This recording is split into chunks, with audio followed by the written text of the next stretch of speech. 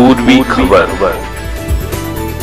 भाजपा युवा नेता रानीगंज के अभिक मंडल की गिरफ्तारी से पूरे इलाके में हलचल। अभिक मंडल की गिरफ्तारी कानूनी कार्यवाही या राजनीतिक साजिश? जी हां, आरजीकर मामले को लेकर 2 दिन पहले नवर्ण अभियान के तहत रानीगंज के युवा नेता अभिक मंडल की गिरफ्तारी की गई है। अभियान के दौरान लगे विभिन्न कैमरों और मीडिया फुटेज में अभिक मंडल को पुलिस बैरिकेड तोड़ते हुए देखा जा रहा है। सूत्रों के अनुसार नवर्ण अभियान बिना किसी प्रशासनिक अनुमति के आयोजित किया गया था। भाजपा कार्यकर्ताओं ने राज्य सचिवालय घेराबंदी का प्रयास किया, जिसे पुलिस ने कानूनी व्यवस्था के लिए खतरा मानते हुए रोका।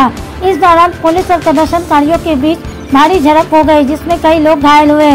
पुलिस का आरोप है कि प्रदर्शनकारियों ने सुरक्षा घेरे को तोड़कर हालात बिगाड़े। अभिक मंडल की गिरफ्तारी से भाजपा खेमे में भारी नाराजगी है। पार्टी का कहना है कि सरकार विपक्ष की आवाज दबाने की कोशिश कर रही है।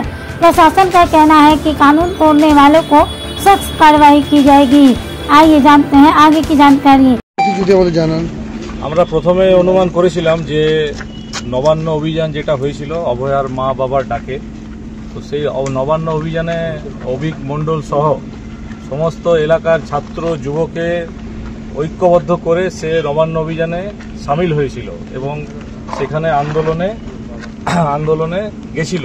তো স্বাভাবিকভাবে যেটা হয়েছে দেখেছেন যে মমতা ব্যানার্জি যেভাবে ভীত সন্ত্রস্ত হয়েছে, সেখানে তারা ছাত্র যুবদেরকেও ছাড়ছে না। তো সেই রিভেঞ্জ নেওয়ার জন্য ওরা এইভাবে জেলা ওয়াইজ আইডেন্টিফাইড করে সেই নবান্ন অভিযানের যে মিথ্যা মামলা, সেই মিথ্যা মামলায় অভিক কুমার মণ্ডল সহ তার এক সাথীকে ট্যাগ করেছে। এবং যেটা আমরা খবর পেলাম যে হাওড়া পুলিশের একটা দল এখানে আসছে এবং তাকে সেখান থেকে নিয়ে যাবে। এই মুহূর্তে আপনারা কি সিদ্ধান্ত নিয়েছেন? কি আমরা যেহেতু এই থানা বলছে কেস তাদের নয়, হাওড়া থানার অধীন কেস, তাই এখন আমরা এই বিষয়ে কিছু বলছি না যতক্ষণ না হাওড়া থানার পুলিশ এসে কি কারণে অভিক মণ্ডলকে ডিটেন করেছে তার সঠিক তথ্য যদি আমাদেরকে না দেয়, তাহলে অত সহজে আমরাও ছেড়ে কথা বলবো না। কারণ মমতা ব্যানার্জি যদি মনে করে থাকে এইভাবে ছাত্র যুবর গলার আওয়াজকে দেবে ও ক্ষমতায় টিকে থাকবে, তা আমরাও বলতে চাই যে ছাত্র যুব সমাজ না আগেও পিছিয়েছে না বর্তমানেও পেছবে। এরকম একজন অভিক কুমার মণ্ডলকে অ্যারেস্ট করে তাকে গণতান্ত্রিক তার যে আওয়াজ, সেই আওয়াজকে দাবিয়ে দেওয়ার যে চেষ্টা হলে শত শত অভিক কুমার মণ্ডল এই আসানসোল জেলা তথা এই রানীগঞ্জ সহ সমস্ত এলাকা থেকে বেরিয়ে রাস্তায় নেমে এর প্রতিবাদ হবে। এবং এই ছাত্র যুবর আওয়াজই আগামী দিনে ওই মমতা ব্যানার্জি নবান্ন কাঁপিয়ে ওই 14 তলা থেকে টেনে নামিয়ে আসবে।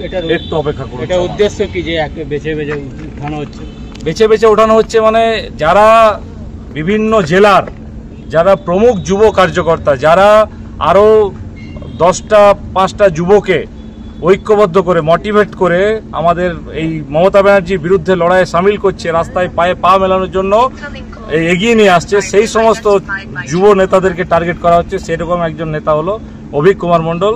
যে একে যদি এইভাবে মিথ্যা মামলা দিয়ে দমিয়ে দেওয়া যায়, তাহলে এই যে আওয়াজ, এই যে তৃণমূলের অরাজকতা, সেই আওয়াজকে দমানো যাবে। এবং তার জন্য ব্যবহার করা হচ্ছে পুলিশকে।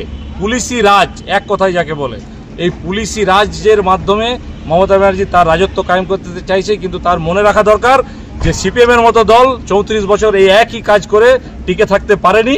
এবং এই মমতা ব্যানার্জিকেও আজকে পরিষ্কার বলতে চাই যে এইভাবে যদি আপনারা ছাত্র যুবদেরকে দাবিয়ে মিথ্যা মামলা দিয়ে তাদের ভবিষ্যৎ নষ্ট করতে চান, তাহলে সারা পশ্চিমবঙ্গের ছাত্র যুব সমাজ এগিয়ে আপনার বিরুদ্ধে গর্জে উঠবে। अब तक के लिए बस इतना ही, फिर मिलेंगे अगली खबर में। ऐसे और भी खबरों के लिए बने रहे हमारे साथ, देखते रहे पूर्वी खबर। कैमरामैन सोनू के साथ राजेश बर्मन। हमारे चैनल को लाइक, शेयर, सब्सक्राइब करना न भूलें और बेल आइकन को दबाना न भूलें और देखते रहें पूर्वी खबर। पूर्वी खबर, नजर सब